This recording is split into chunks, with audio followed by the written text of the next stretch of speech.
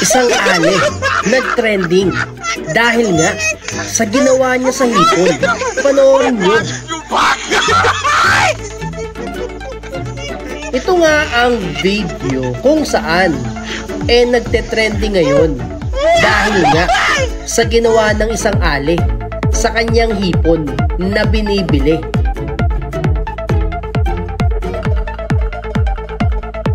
Ayon nga sa nag-upload ng video na mismong tindero ng mga hipon na ito, ay meron daw isang babae na namimili ng mga malalaking sugpo ng hipon para nga naman ipatimbang. At ang sabi daw ng babae, ang bibilin lang daw niya ay mga 3 o 6 na piraso. Pero nagtataka raw siya dahil ang tagal daw ng babae na makapamili ng mga malalaking sugpo.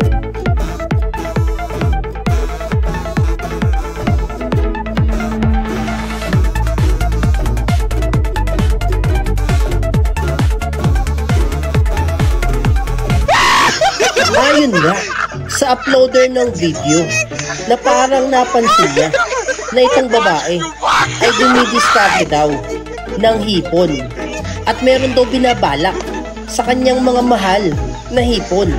At ito na nga, mukhang sumechempo daw itong si ate.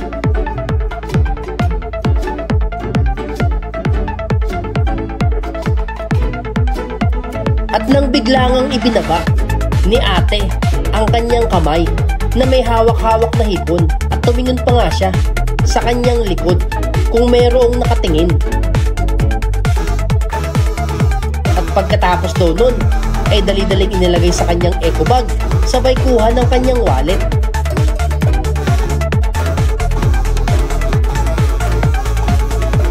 Hindi raw ito napansin ng magtitinda na lalaki na meron ngang kinuha na hipon itong si ale.